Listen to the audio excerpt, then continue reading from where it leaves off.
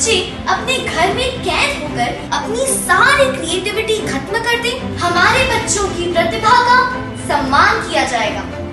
इसीलिए पेश है डिजिटल बाल मेला। फर्स्ट इंडिया न्यूज देख रहे हैं आप और आपके साथ हूं मैं खुशबू मिश्रा। आप सभी का बेहद स्वागत हमारे इस खास पेशकश में। सफाई सुनने और देखने में किसे अच्छी नहीं लगती। सब कहते भी हैं जहां सफाई होगी वहीं उन्नति होगी, लेकिन क्या इस बात को सब निभा रहे हैं? क्या जयपुर में डबल मेयर बनने के साथ साफ सफाई भी डबल हुई है, या फिर पुराने ढर्रे पर अब भी जगह जगह कचरा फैला हुआ है? क्या हर साल होने वाले स्वच्छता सर्वेक्षण में इस बार जयपुर नया मुकाम हासिल कर पाएगा? इसी को लेकर आज हम जिम्मेदारों से जवाब मांगेंगे।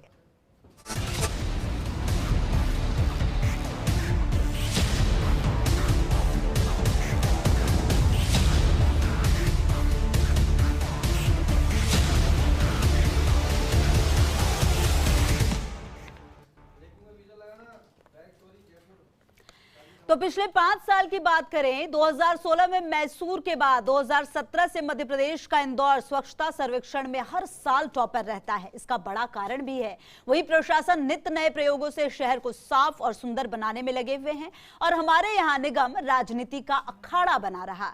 हालांकि अब समय बदल गया है, शहर को डबल मेयर मिल गए हैं, तो जाहिर सी बात है शहरवासियों की उम्मीदें भी डबल हो गई हैं।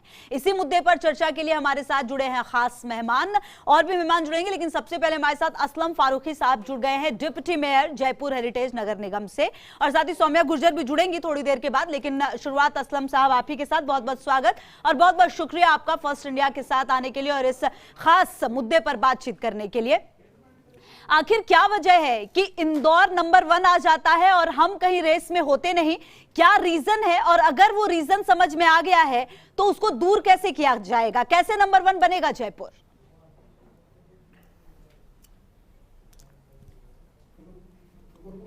मैम, सबसे बड़ी जो समस्या है एक तो में क्या है, हमारे जो पॉपुलेशन की जो डेंसिटी है वो जयपुर शहर में इंदौर से ज़्यादा है।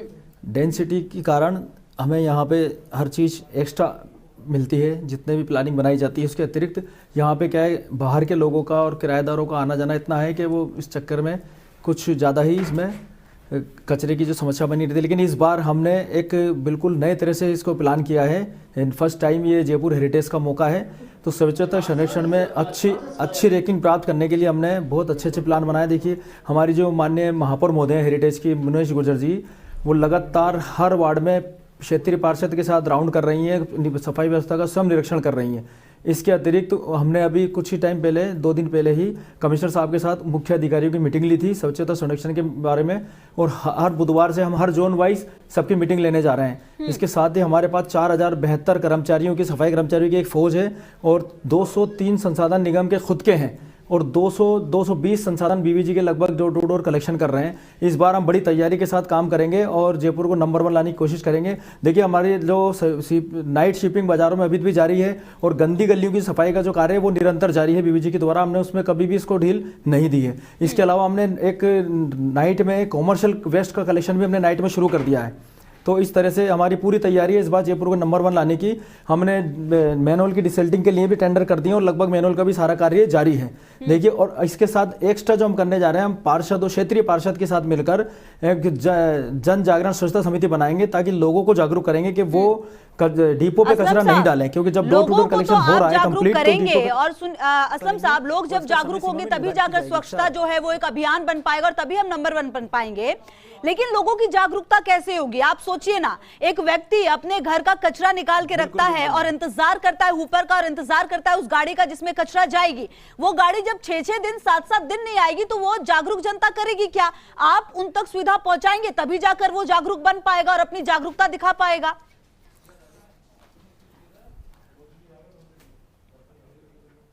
मैम, इन चीज़ों को दूर करने के लिए तो हमने तैयारी की। हमने लगभग 220 ऊपर के साथ हम आज इस बार मैदान में हैं, और इंशाल्लाह आप देखिएगा कि ये शिकायत हमें पूरी तरह से इसका निराकरण कर लिया जाएगा। Door to door time to time कचरा उठता रहेगा, और ये व्यवस्था हम पूरी कोशिश कर रहे हैं कि ये व्यवस्था हम कंटिन्यू रखेंगे, हमेशा ही कंटिन्यू रखेंगे, ताकि जयपुर में कभी सफाई की कोई खराबी, कोई परेशानी पैदा ही ना हो। अब सफाई की हो रही है और बात ये हो रही है कि आखिर अपना जयपुर कब नंबर 1 बनेगा? आखिर इंदौर इतना आगे क्यों है और आखिर जयपुर इतना पीछे क्यों है? और हमारे साथ सौम्या, डॉक्टर डॉक्टर सौम्या भी जुड़ गई हैं, मेयर जयपुर ग्रेटर नगर निगम, और असलम फारूकी साहब भी हमारे साथ जुड़े हुए हैं, डिप्टी मेयर जयपुर हेरिटेज नगर निगम। असलम साहब से बातचीत की थी हमने, तो अब सौम्या जी बहुत बहुत स्वागत, बहुत बहुत शुक्रिया आपका अपना वक्त देने के लिए और बातचीत करने के लिए। तो मेरा सवाल डॉक्टर सौम्या आपसे पहला यही है कि जिस तरीके से इंदौर लगातार नंबर 1 रहा है, आखिर रीजन क्या है कि जयपुर नहीं बन पाता है? सौम्या जी से हम बातचीत करेंगे। असलम साहब भी लगातार हमारे साथ जुड़े हुए हैं। असलम साहब, जब हमारी बात हो रही थी तो आपने कहा कि जनता जागरूक होनी चाहिए, लेकिन सवाल वही है, जनता जागरूक होगी लेकिन आखिर जो हमारे पास तमाम व्यवस्थाएं क्यों नहीं है? आखिर इंदौर में विदेशी जो मशीन होती है वो आ गई है, आखिर हमारे पास वैसी मशीनें क्यों नहीं है? और आखिर क्यों, कुछ भी रीजन है तो उसको दूर क्यों नहीं किया जा सकता? सवाल यह है। और कितना वक्त लगेगा तमाम चीजों को ठीक करने में?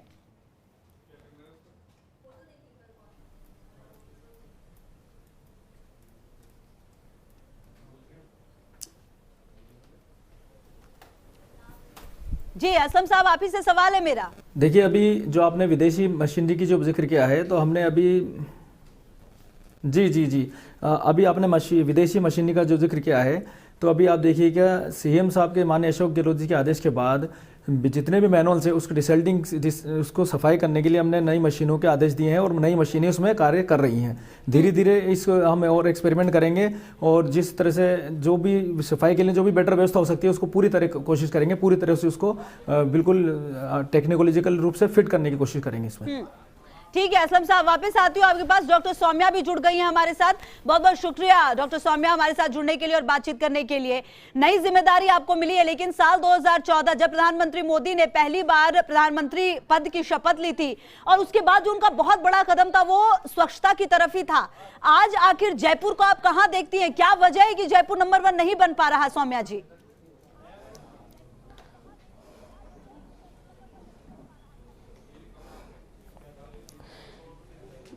देखिए, जयपुर के अंदर जो है वो ग्रेटर है। ग्रेटर काफ़ी बड़ा, क्षेत्रफल की दृष्टि से काफ़ी बड़ा है और अब इसको स्वच्छ जो करने का और प्रधानमंत्री जी का 2014 का जो मुहिम है वो अब आपको जयपुर में कारगर होती हुई नज़र आएगी और जयपुर इस बार नंबर 1 पर आएगा। हम लोग मेन पावर के साथ में मशीन पावर भी अपनी बढ़ा रहे हैं और इसके साथ में ही एक जोन हमने चूज किया है जिसमें हमने वार्डों के हर एक वार्ड के ऊपर एक प्रभारी नियुक्त किया है उसकी मॉनिटरिंग के लिए कि सूखा गीला कचरा अलग अलग हो। जन जागरूकता के साथ में, जन सहयोग के साथ में हम लोग ये काम करेंगे और हम लोग सब खुद वार्डों के अंदर जाकर सुबह 2-2 घंटे जाकर उनको समझाएंगे कि कैसे सूखा कचरा अलग रखना है, गीला कैसे अलग रखना है। और हमारे हुपर्स जो है वो भी टाइम टू टाइम आए और मॉर्निंग में जो टाइम रहेगा पूरा कवर होकर जो भी स्वच्छता के मापदंड है उसके हिसाब से हम काम करने की प्लानिंग कर रहे हैं। बिल्कुल। लेकिन सौम्या जी, सवाल ये है कि आखिर जब तमाम व्यवस्थाएं अपने पास हैं और मैन पावर आपके पास है, लोग हैं, अधिकारी हैं, जनता को जागरूक बनाने की कोशिशें भी की जा रही, आखिर वो कामयाब क्यों नहीं हो पा रही? और क्या वजह सामने आती है जो सबसे बड़ी आपको नजर आती है इस स्वच्छता सर्वेक्षण में पीछे रह जाने के?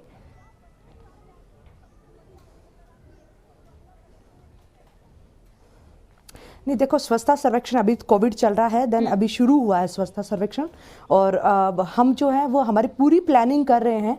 कल ही हमारी इसके विषय में और इसको चिंतन लेकर इसके और पॉइंट्स जो हैं उसको लेकर हमने मंथन किया है और इसके साथ ही हमने के गुप्ता जी जो स्वच्छता के ब्रांड एम्बेसडर हैं उनको बुलाकर उन्होंने कैसे कैसे डूंगरपुर में इम्प्लीमेंट किया आइडिया जो है उनको हम जयपुर के अंदर भी लागू करेंगे। और साथ ही इंदौर की मेयर है वहाँ, उनसे भी मेरी बात हुई है तो उनकी भी जो आइडिया है उनको भी हम पूरा फॉलो करेंगे और जहाँ भी हमें नवाचार है, कुछ हम नवाचार करने की भी कोशिश कर रहे हैं तो जल्द ही जयपुर को हम अच्छी रैंकिंग में लेकर आएंगे। बिल्कुल, उम्मीद तो यही होनी चाहिए सौम्या जी। और असलम साहब भी लगातार हमारे साथ जुड़े हुए हैं। असलम साहब, देखिए, सौम्या जी भी यही कह रही हैं कि कोशिशें की जा रही हैं, हमने पूरी की पूरी योजना बना ली है, लेकिन आखिर वो योजना सिर्फ कागज पर ही रहेगी या धरातल पर भी होगा? और आखिर हम कब देख पाएंगे? क्योंकि देखिए असलम साहब, लोगों को जागरूक बनाना है, वो भी काम कहीं ना कहीं प्रशासन का होगा, वो भी कहीं ना कहीं आप लोगों के जरिए ही होगा कि हम लोगों तक मैसेज दे पाए, क्योंकि जब तक जनता का और आप लोगों का इन्वॉल्वमेंट सही से नहीं होगा चीजें जमीन पर नहीं आ पाएंगी।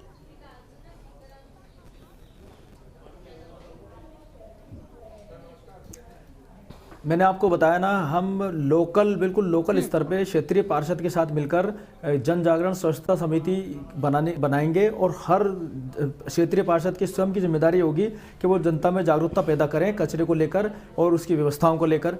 इसके साथ ही देखिए, ग्रेटर में तो खैर ये समस्या नहीं, लेकिन हमारे चार दीवारी में, हेरिटेज में ये मोस्टली जो इंक्रोचमेंट की जो समस्या है वो कहीं ना कहीं सफाई के आड़े में आती है।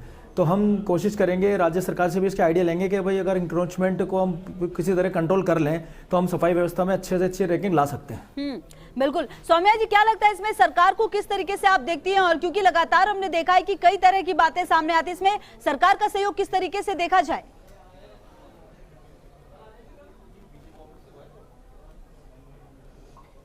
बिल्कुल, इसमें सरकार का सहयोग भी हमें अपेक्षित है, क्योंकि यहाँ आप हेरिटेज में 4,000 सफाई कर्मचारी है और हमारे ग्रेटर के पास में 3,000 है, तो 1,000 का डिफरेंस तो हमारे सफाई कर्मचारियों में है। जबकि क्षेत्रफल की दृष्टि से देखते हैं तो ग्रेटर जो है वो हेरिटेज से 2.5 गुना बड़ा है, तो इसलिए हमें मेन पावर हमारे पास में कम है, तो हमें मशीन पावर पर भी फोकस करना पड़ेगा। और जल्द ही हम हमारे बेसिस पे जो है सफाई कर्मचारियों की नियुक्ति करके हम उनको संविदा पे हम लेकर काम भी शुरू करेंगे हमारे स्तर से, और सरकार से भी सहयोग अपेक्षित है। बिल्कुल। और देखिए, कहीं ना कहीं जो बायोमेडिकल वेस्ट है उसके निस्तारण की बात भी सामने नहीं आती। कहीं ना कहीं असलम साहब, ये भी बात है कि जो बेसिक चीजें हैं शुरुआत वहीं से करनी होंगी। कई बार हमने देखा है कि कई जगहों पर जो ये कर्मचारी होते हैं जो साफ सफाई करते हैं, उनकी अपनी मांगे होती हैं, वो अपनी मांगों पर अड़ जाते हैं और कितने दिनों तक वो नहीं आते अपने काम पे। तो शुरुआत आपको बेसिक जो है उससे करनी पड़ेगी।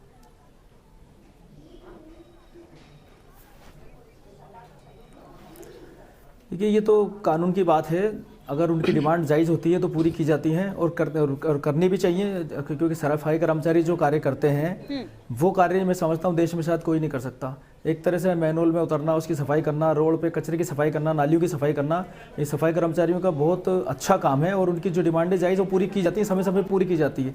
लेकिन कुछ इसमें कुछ राजनीतिक हस्तक्षेप होने के कारण कुछ अच्छी चीज़ें इम्प्लीमेंट नहीं हो पाती हैं, वो भी एक हमें पीछे रहने का एक ये भी कारण है। लेकिन इस बार हम उसको भी दूर करने की कोशिश करें, क्योंकि वार्ड को हमने साइज इतना छोटा कर दिया है कि आराम से हम उसकी मॉनिटरिंग भी कर सकते हैं, वहाँ आराम से काम भी कराया जा सकता है। बिल्कुल। और कहीं ना कहीं हमें यही देखना होगा कि आखिर काम कैसे कराया जाता है। सौम्या जी, देखिए, एक सवाल जो मैंने शुरुआत में ही असलम साहब जब जुड़े थे तो उनसे मैंने किया था कि हम बात करते हैं कि लोगों को जागरूक किया जाए, हम बात करते हैं कि तमाम चीजें हों, लेकिन आप सोचिए सौम्या जी, जब लोग अपने घरों में कचरा रखेंगे और जब गाड़ियां ही नहीं पहुंचेगी, क्योंकि हमने कई बार जब लाइव कॉलर्स भी लिए उन्होंने भी यही बात कही कि हमारे घर में कचरा जो है वो उठाने के लिए लोग नहीं आते। इनफैक्ट जब लोग वोट देने जा रहे थे तब भी उनका यही कहना था कि कम से कम कचरा वाली गाड़ी पहुंचे, नालियों की व्यवस्था प्रॉपर हो। जब ये तमाम चीजें सही होंगी तभी तो जाकर जयपुर नंबर 1 बन पाएगा।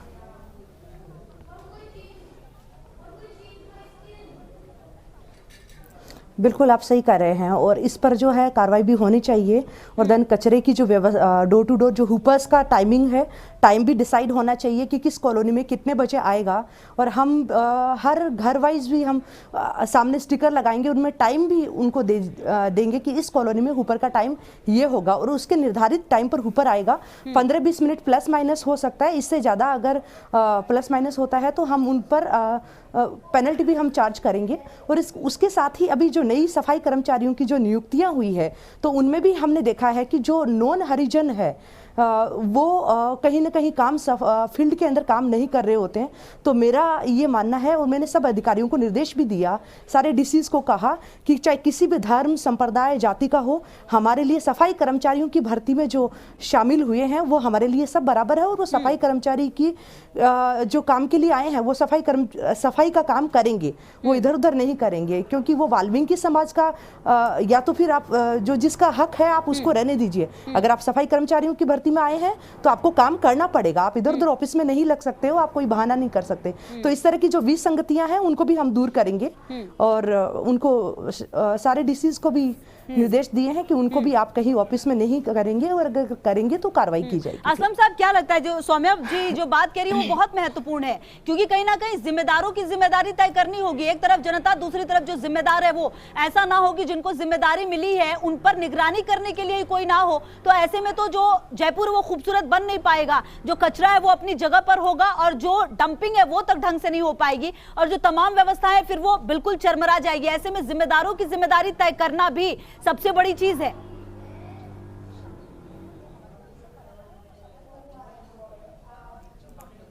जो बात मैंने आपसे कही थी कि कुछ राजनीतिक हस्तक्षेप के कारण व्यवस्थाओं में गड़बड़ हो जाती है, वो सौम्य जी ने आपको खुलकर बता दी। लेकिन इस पे भी हमने मीटिंग में तय किया है कि बाकी जो व्यक्ति सफाई कर्मचारी के रूप में भर्ती हुआ है उसको कार्य सफाई करना है तो उसको सफाई करनी चाहिए। बिल्कुल, और कहीं ना कहीं देखिए इसीलिए ये तमाम चीजें महत्वपूर्ण हो जाती हैं सौम्या जी, क्योंकि हम तो लगातार ये कहते हैं। जी अपनी बात पूरी करें असलम साहब।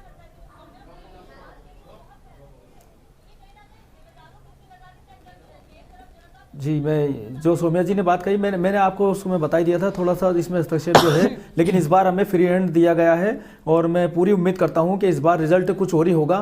तो हम पूरी कोशिश करेंगे कि जयपुर को नंबर 1 लाने तक की पूरी कोशिश करेंगे। बिल्कुल सौम्या जी, क्या लगता है जब डबल निगम बन गया है तो जिम्मेदारी बढ़ गई, इसलिए ये काम थोड़ा आसान होना चाहिए क्या इस बार?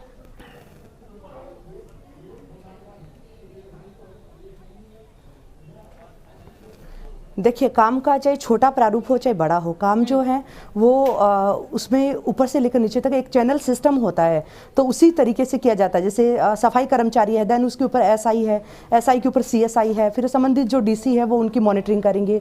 तो ऐसे करते हुए ये चैन है, बात छोटे और बड़े की नहीं है। अगर मन में संकल्प ले लिया और अगर दृढ़ इरादा अगर कर लिया तो इसको हम स्वच्छता पे जयपुर को नंबर 1 लाने से नहीं रोक सकते। हम निश्चित रूप से हम इसमें कारगर होंगे और ये करके दिखाएंगे आपको। बिल्कुल असलम साहब, क्या लगता है कि जिस तरीके से तमाम बातें सामने हैं, समस्या पता है और सॉल्यूशन भी कहीं ना कहीं पता है, अब जब डबल निगम बना है, सवाल मेरा आपसे वही है, तो क्या लगता है जिम्मेदारी बढ़ गई और कहीं ना कहीं चीजें आसान हो जाएंगी थोड़ी? क्योंकि ऐसा हो सकता है कि बहुत बड़ी जगह हो, उसको साफ करने में वक्त लगता है, लेकिन अगर डिवीजन हो जाए और फिर जिम्मेदारी भी बढ़ जाए तो शायद आसान हो जाए इस बार।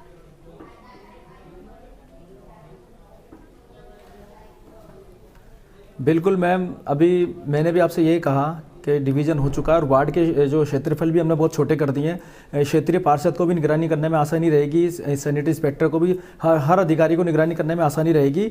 और आपने जो कहा बिल्कुल सही कहा है कि समस्या भी मौजूद है और समाधान भी मौजूद है, बस उसको इम्प्लीमेंट करना है और उसको करके ही मानेंगे। इस बार हम पूरी कोशिश करेंगे कि जयपुर शहर को नंबर 1 तक लाया जाए। बिल्कुल, और सौम्या जी कहीं ना कहीं ये भी तय करना होगा, कई बार हमने देखा है कि कई कॉलर्स ये भी कहते हैं कि फोन तक नहीं लगता, बात तक नहीं हो पाती। कहीं ना कहीं इन छोटी चीजों पर वर्कआउट करने की जरूरत है। और सबसे बड़ी बात ये भी कि एक डर होना भी जरूरी है कि अगर जो काम दिया गया है और वो काम नहीं होगा तो हम पर कार्रवाई हो सकती है, हमें सजा मिल सकती है। इस तरह का डर होगा तभी जाकर तमाम चीजें प्रॉपर वे में हो पाएंगी।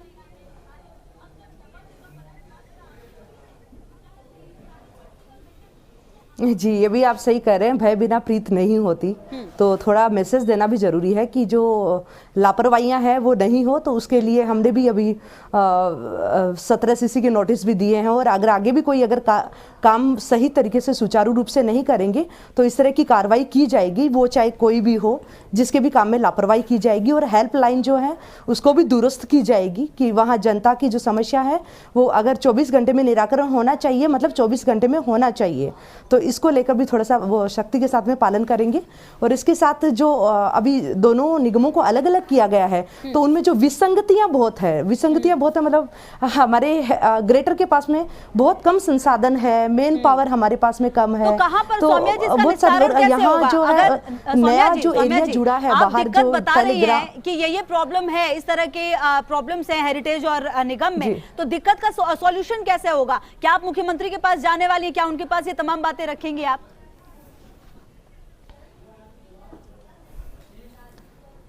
जी बिल्कुल, ये बात तो मुख्यमंत्री जी को रखूंगी। फिर निगम जो है वो अपने लेवल पर अगर कर्मचारी हमें अगर संविदा बेस्ड अगर लेना पड़े तो वो भी हम लेंगे और हम काम करेंगे। हम हमारे मशीन पावर को भी आपको बताया, मशीन से भी नाइट स्वीपिंग की जो है तो उसके लिए भी हम प्रॉपर व्यवस्था वो सारी करेंगे। बिल्कुल, चलिए करेंगे और उम्मीद यही की जाती है कि जल्द से जल्द आप दोनों सक्सेसफुल और लगातार जो जयपुर है हमारा नंबर 1 बन नहीं पाया तो इस बार कम से कम जरूर बने, क्योंकि जिम्मेदारियों का बंटवारा हुआ है। बहुत बहुत शुक्रिया आसलम साहब आपका भी और आपका भी सौम्या जी। कहीं ना कहीं बड़ी बात है और देखना यह भी होगा कि आने वाले समय में क्या कुछ होता है। बहुत बहुत शुक्रिया आप दोनों का एक बार फिर से इन तमाम चीजों के लिए और बातचीत करने के लिए।